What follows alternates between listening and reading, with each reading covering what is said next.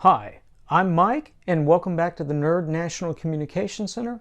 The Nerd has had his Apeman C450 Dashcam for the better part of a month now.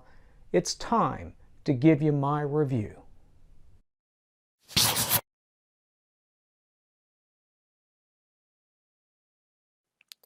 So here's a quick review of the Apeman C450 Dashcam specifications and features. If I scroll on down here, it does HD video, 1080p, it has good night vision, and it has a 180-degree wide angle. It also has a decent sized 3-inch screen. They talk about that, a 3-inch LCD screen. And it has nice night vision. I'll show you some video of that during the review.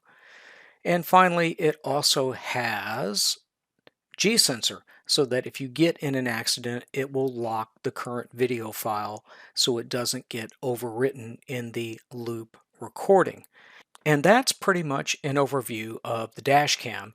And you can see it comes with a good set of accessories, and you can watch my unboxing video for all of that. I will link that in the video description. The other thing that attracted me to it is it has a lot of good reviews. It has 3,500 reviews, 4.3 out of 5 on Amazon. Now, you know that some of the bad reviews are sham reviews, and you know that some of the good reviews are sham reviews, but it's hard to sham this many reviews. In my experience, in the month I have had this Dashcam up and running in my car, has been very positive.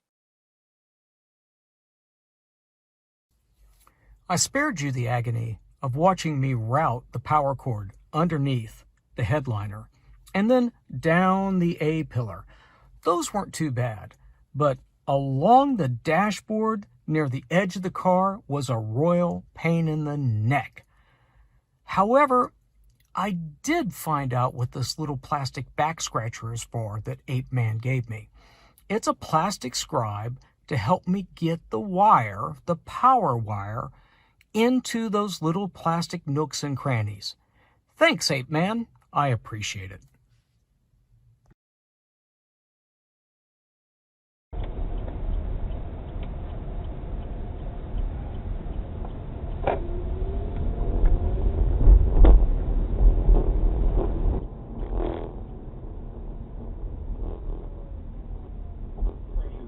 That is certainly the key to a Tampa win, but it also has to go hand in hand with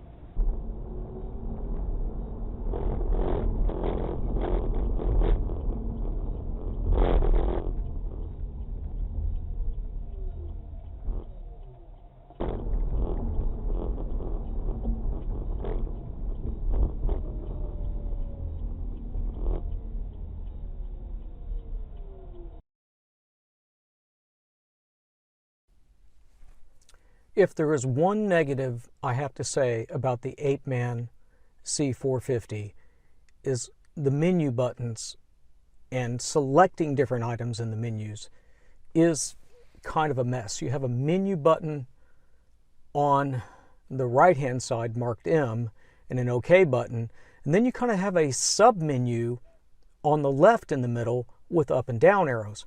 So navigating through these, I have to start by, right now I'm in normal mode. I have to start by hitting the menu button, then I can hit the menu select button on the left, and now I'm in the first of the selection menus, and I can hit my up and down arrows and go through all these options if I need to change them. And I'm not going to change any of them because the defaults are just fine.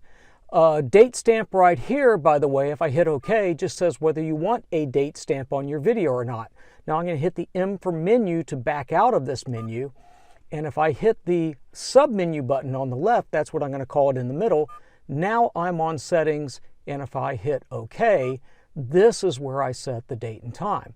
Once again, I'm going to hit the M button on the right-hand side to back out of this, and hit the down arrow on the left-hand side, and keep going through here, and eventually we will see format and this is where I'd say, okay, if I wanted to format my memory, my SD card, if it was not formatted, but it is, so I don't have to. So once again, I can hit the menu to back out of this. Now, in defense of the Apeman, chances are you're never going to use the menu here. If you get in a wreck, it's locked the video file, you're going to pull the SD card out and put it on your computer and extract the files you need. So the menus are not a big deal, and by the time you figure them out, the next time you need to use them, you will have forgotten how to operate them, and you'll have to fumble around again and try to figure it out. It makes sense once you understand it, but I wish it was more straightforward. That's my only negative.